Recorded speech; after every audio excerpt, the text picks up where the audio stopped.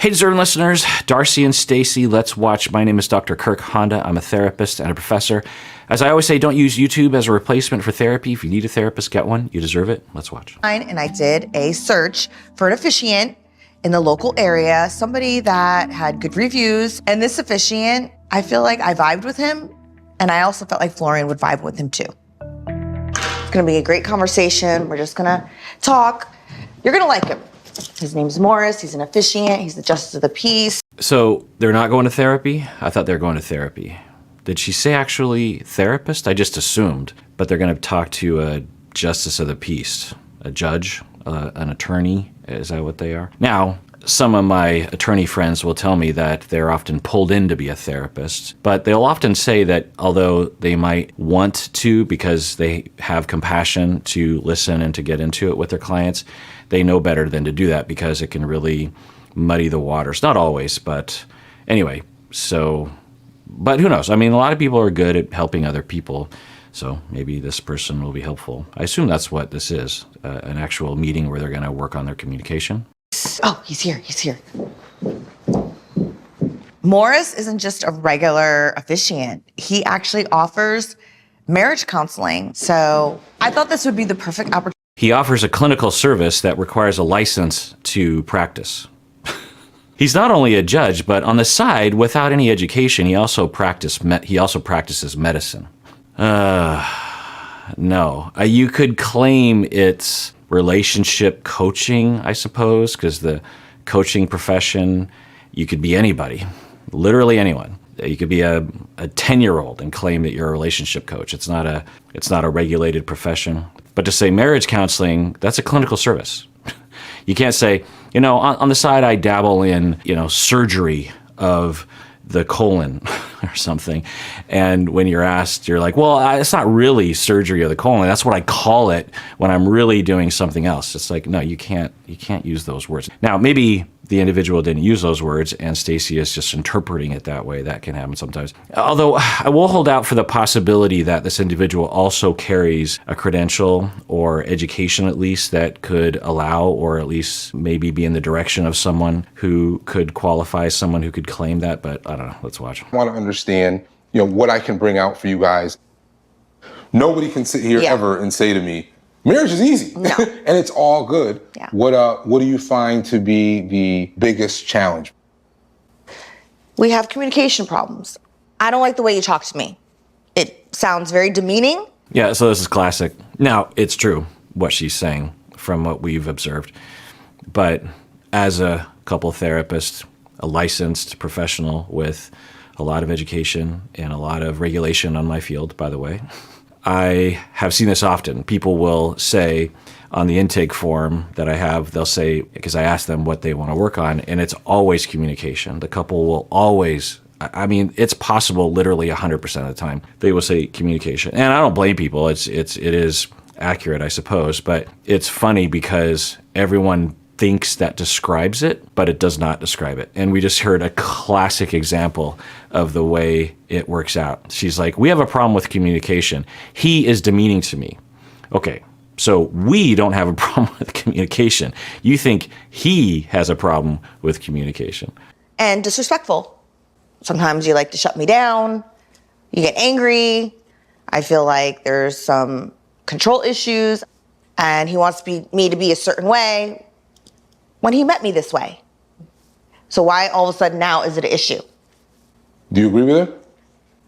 For me, I don't see problem.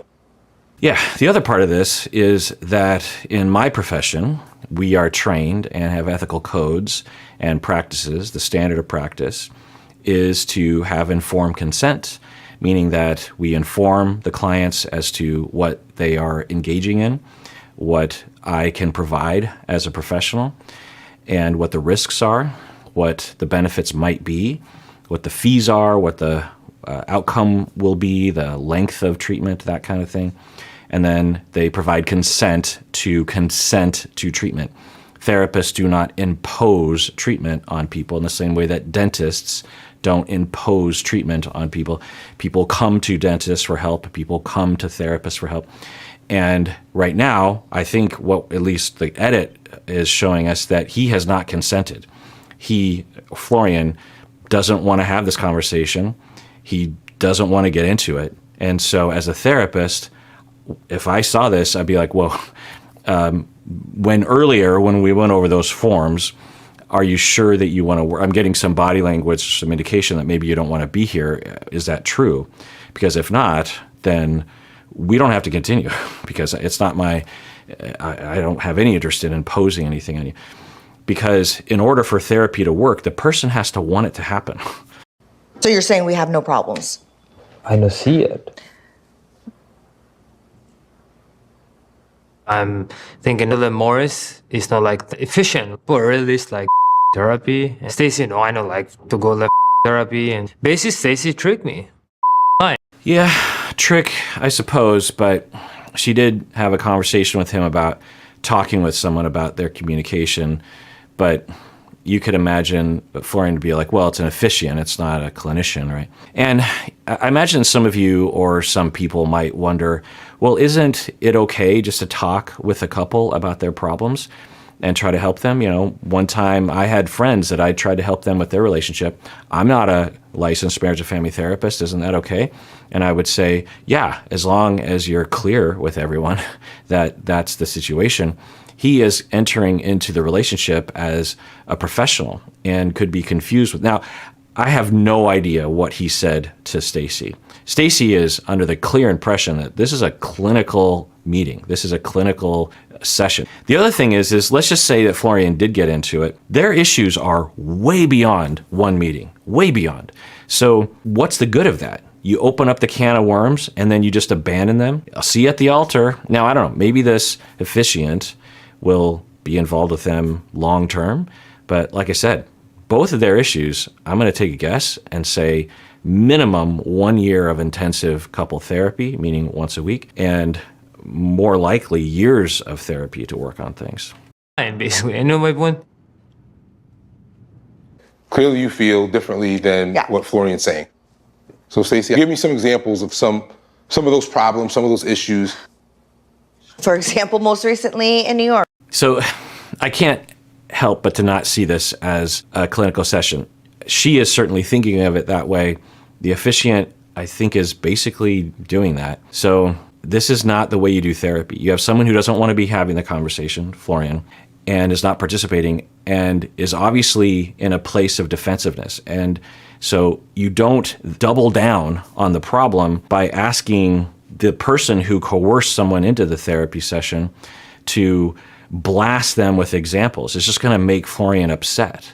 Now, maybe it'll engage Florian in conversation. It'll be like, no, wait a second. And then the officiant can help them talk about things. But this is just a classic a problem. If I had a supervisee that did this, I'd be like, whoa. You need to go after, one, you need to clarify that Florian actually wants to be there. And if not, then you need to end the session right away. Two, if he does, because sometimes people they will willingly show up, but they have body language or they're very defensive. And then you have to go after him. You have to invite him in. You have to warm him up.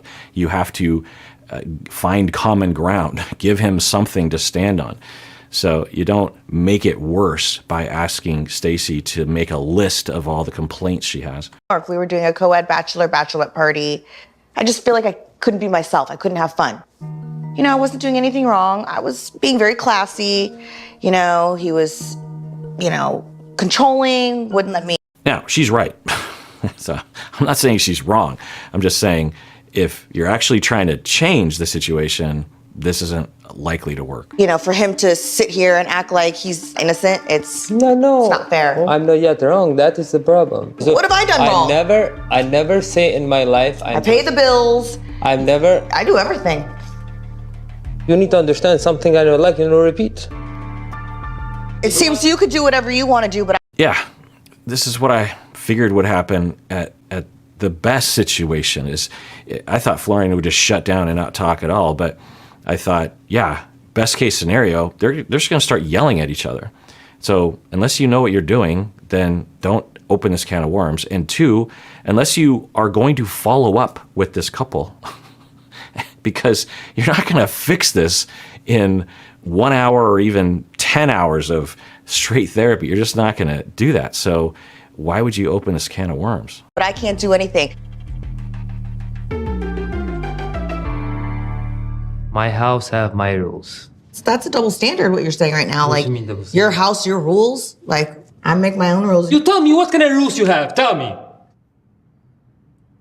Just, like, why do I have to be talked to like that? Yeah, the first season we saw him on in Darcey and Stacey, he was problematic in his tone, in his behavior. He was like a child yelling at their mom, but in a very aggressive way, very dismissive, explosive way. Yeah, Stacey has every right to be upset about that. So this has something to do with Stacey having the right to say these things or to think these things. Those are all true things.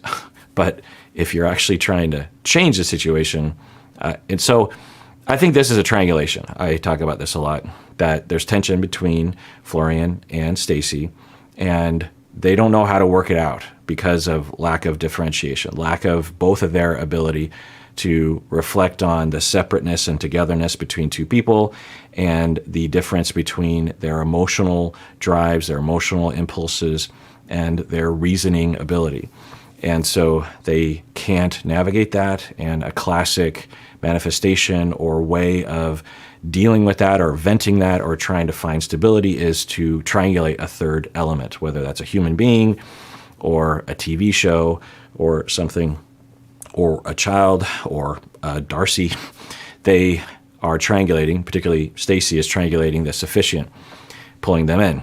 And so now I'm guessing the conflict will now shift from Florian to this officiant, because I'm just going to take a guess and say that the officiant is going to go after Florian and not Stacey. Although the officiant hasn't done anything yet, which is a good indication, I think, but usually these things don't go well. The meaning that if this officiant isn't a professional and is used to talking to couples that have minor issues, because usually when you're an officiant, you're dealing with couples that are happy together and haven't had years of resentment and anger.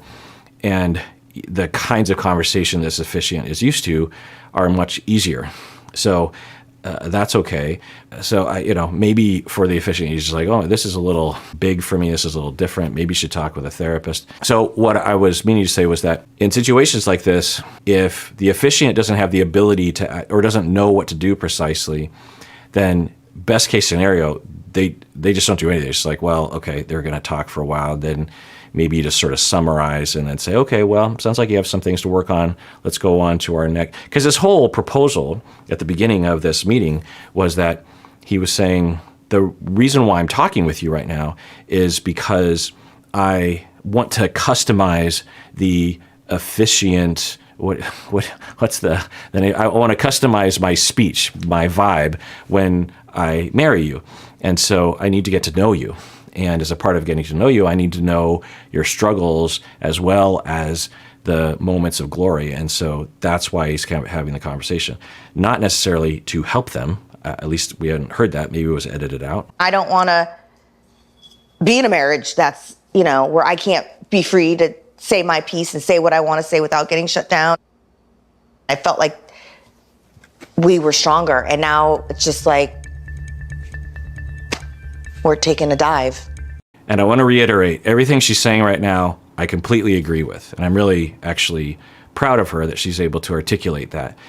I just don't know if this is the venue to get a change done. I can't imagine Florian being like, you know what? I'm a new man. All my reactivity, all my differentiation issues, all my traumas, completely out the door because of the situation. Now, maybe that'll happen. I'm just going to take a guess and say, now, maybe this would be a good jumping off point, a motivation point for the two of them to actually get the help that they need. It's like we're going on a little downward spiral. I think Florian's refusal to address some of these issues, unfortunately for him, may come off as a certain level of arrogance. He's just having trouble understanding the fact that he's part of the problem, and it's not going to get better until he addresses his part of he and Stacey's issues. True. And if I had a supervisee, a trainee who presented this to me, I'd say, okay, what do you propose you do about it?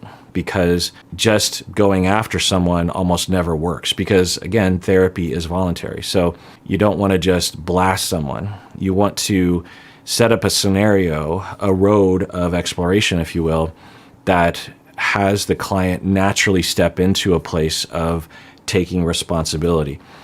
Like, for example, with Florian, what I would try to do, maybe I would even meet alone with him and I'd try to bond with him a little bit. And then I would say, so what are your issues with Stacey? And just start from there. Even though in the back of my head, I'm like, we have this big thing we got to work on with Florian, but I wouldn't start there, right?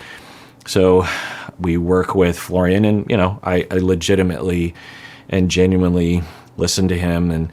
And what I'm trying to look for, really with everyone, regardless of the situation, but particularly in a situation like this, I'd be trying to get to Florian in terms of his hopes and his dreams and his vulnerabilities and his fears and his hurt feelings. Like if he were to say, well, when she was at the bachelorette party and she wanted to go on the stripper pole, like that's just crossing the line. That's just crossing the line. And I'd say, okay, so what line is that exactly? And it would take a long time to get there, I'm guessing, with Florian. But eventually he would probably say something like, well, it's just something you're not supposed to do as a woman. I'd be like, okay, so are we just talking about like rules for men and women, or are we talking about something else? Like, how did it feel to you? What was going on for you when you saw that? And then he might say, well, and maybe eventually it would take a while to get there, maybe several sessions, but maybe not. And he would say something like, well, it just felt like she was attracting all this attention to herself, like she was humiliating us, making us and me and her look like ridiculous, like low class or something. I say, okay, so when she was doing this, it bothered you in this way. It made you feel a certain way. It made you feel like what? Maybe he would say, well, it made me feel disrespected. It made me feel like she didn't care, okay? Then I'd really go after that. Oh, okay, so in that moment when she did that thing, you felt like she didn't care about you and that she was disrespecting you. Like she just didn't care about your wishes. She didn't care about your values. She didn't care about your feelings. Is that right? And then you'd say, yeah. Okay, so now we're in a completely different land. Now we have the foundation of a language and a discussion zone of his feelings of hurt and his feelings of fear. It doesn't matter what it's about precisely, but we're in that realm. And I'd say, okay, so did she know that? And do you think you told her that that's how you felt about it? Because then I might ask, do you believe that she loves you? Do you believe that she cares? And hopefully you would say, yeah, eventually. And then I'd say, well, do you think she would care if you felt disrespected, if you felt like your feelings were hurt? Do you think she would care? And he'd be like, no, I don't think, because she never, okay. And then I would intervene and I'd say, like, well, my impression of Stacey is that she does care, but I'm guessing that she doesn't know that you're actually hurt, that she doesn't know you feel that way. I'm guessing, or I might even throw it to Florian and be like, based on the way you come across to Stacey in that moment at the bachelorette party, based on what Stacey saw in terms of your behavior, how do you think she might have interpreted that? Hopefully Florian would say something like, well, she probably thought I was being controlling and that I was disrespecting her and hurting her feelings. Okay. So even though your feelings were hurt and you felt disrespected, the way you communicated that to her made her have her feelings hurt and her feeling disrespected. Oh, okay. So that's the foundation. Okay. And then we can start to get somewhere with that. Okay. So Florian, when Stacey is often complaining about the way you talk to her, she says that you're, I don't know what word Stacey used earlier, but intense or something in the way that you talk to her. How do you think she feels about that? And what's going on for you when you're doing that? Okay, we're trying to return to that landscape of hurt feelings and fear, right? Because in my model of therapy, that's the foundation of everything in relationship conflict. So that would take a long time. Imagine Florian getting there. It would take a while. Now, I've done this enough times where I can get someone there in a half an hour. It doesn't mean that they'll stay there. I mean, it really doesn't mean they'll stay there. Someone like Florian, I would probably have to work with for 5 years, like twice a month-ish, to be able to have that crest the hill. And that hill is usually when I will hear from the client. They'll sit down in my office and they'll say, oh my God, so this thing happened the other day with my wife, and I immediately thought about what we've been talking about, and I did a different thing. Some of you will even say that. You'll comment below or email me, and you'll say that. Now, I'm not your therapist, of course, but, tips and tricks and ideas and theories. So that is that tipping point. It's one thing to be able to talk about it with your therapist or accept it's a possibility with a therapist. It's another thing to accept it. It's another thing to understand it and to carry it with you. It's another thing to remember after you got in the fight, but you've arrived when in the moment, as you're about to do the thing, you go, oh, don't do that thing. Wait, what am I saying? Okay, what are my feelings? And do this other thing. That's when you know you've arrived. And that's when you know you've been through a sufficient amount of therapy, i.e. 5 to 10 years. If you don't communicate, you can't expect to get anywhere. No king disrespects his queen. No woman deserves that, because sometimes, again, it's not what you say, it's how you say it. Yes. That's up to you as her husband to fix that. Yes. Okay, that's not bad. But again, is Florian wanting to even talk about this with you? And the way that Stacey's right, yes, it just can one of the worst things you can do in a first session with a couple is to alienate more the person who was really on the fence about coming to therapy, because the chance that they'll come to another session is almost zero. The chance that Florian will voluntarily have another conversation with this person along these lines is, and you could argue that this is a dominant abusive move by Stacey to coerce him into this, to trick him, to force him. I don't know. I guess Florian is a grown man. He can walk out, but the cameras are there. I don't know. It's just, so anyway, the officiant, yeah, what he's saying is fine. The language is a little particular, the king and queen thing. If that is his way of thinking, and of course the officiant would have no way of knowing because he's had 2 sentences of conversation with Florian. So you wouldn't necessarily want to use that kind of cultural concept of masculinity and femininity, or I don't know, just that language. You'll hear that. So I don't know. Florian's not running out of the room, so maybe this is working. No, you're right. I admit, I'm wrong. Boom, done. I treat her like a queen, basically. For what I'm telling you, you deserve. So it worked. I don't know. Shenanigans? Doesn't make any sense. But of course I'd be biased because I've been yammering this whole time about how this probably won't work. And of course we're not seeing the whole meeting. But I don't know. I've certainly never seen that before in therapy. With someone that acts like Florian, in order for Florian to make that quick of a switch, given the tone of this whole meeting, he would have to be just on the fence of someone who can apologize, who can take responsibility, who cares about admitting where he's wrong.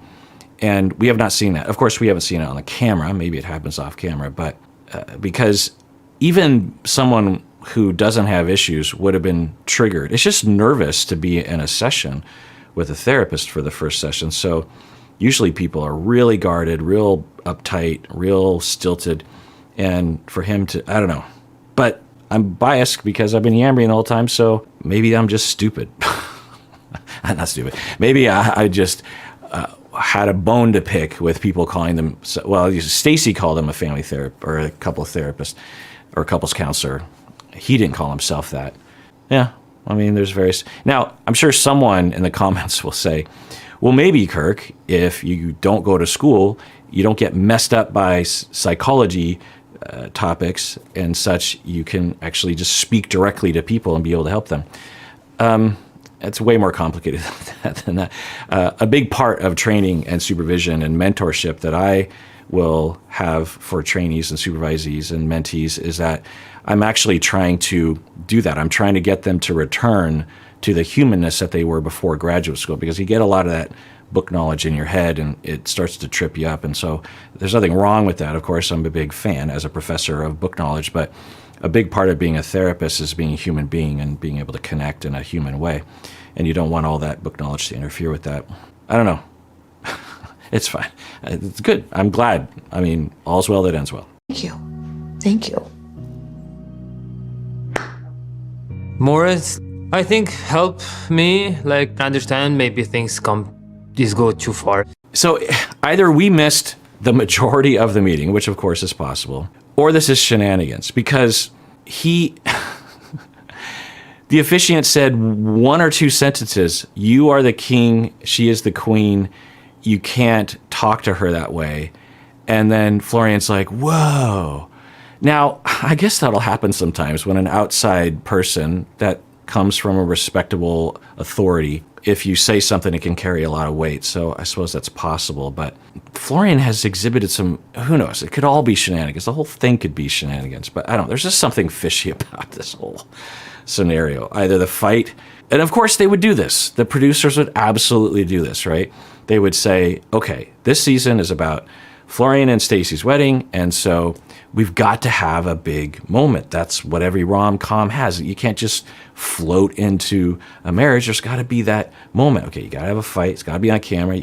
Okay, there's got to be a ring. Stacey got to throw a ring back at him, and then you've got to have this moment where Florian realizes and he warms up, and everyone will love Florian, and everything will be great. I mean, in terms of what we've seen on the show, the way that they presented their issues, I don't know. It just, what do you think? Honestly, what do you think? I guess there's a billion different interpretations. Maybe I say some rude things to Stacey. Probably my tone feel like wrong. I want to be a good husband to Stacey, and that I want to work, and we'll see. Now, underneath the shenanigans, I could see Florian being this guy most of the time, given what we've seen. Stacey and Florian have been together for 10 years, something like that, long time. So something's working, I think. And if it were worse, I think we would see it, although who knows. But I suspect Florian is a lot more reasonable than he comes across sometimes, or he gets triggered and he kind of flips out sometimes, but most of the time he's a reasonable human being. So yeah, we're hearing things from him that we've never heard edited into the show before. Correct me if I'm wrong. We've never heard Florian say, I have bad tone sometimes. I don't feel like we've heard that before. The same token, Stacey, you married a guy who's more conservative, right? So it's a give and take. Okay. Okay. I'm sorry. I need to treat you more respect, and I'm going to change. I mean, it's all good. I don't know why I can't. Normally I'd be celebrating, but it just feels so shenanigansy. It just feels so manufactured. I don't know. I hate it when people party poop party poop. I hate it when people poop on the party of these shows, and they're constantly, everything's manufactured, everything's fake. So I feel like I'm doing that, but I should be happy for them, right? I'm happy for them, of course. I'm happy for them. Regardless of what's happening, I suspect behind the scenes, their relationship has a lot of good qualities, and that I'm happy for. All right, well, if you didn't know, we have merch. The link should be below, and I'm also on Cameo, so you can get someone a cameo if you want, a happy birthday, a happy anniversary, that kind of thing. The link of that should also be below, and everyone, please take care of yourself because you deserve it. You really, really do.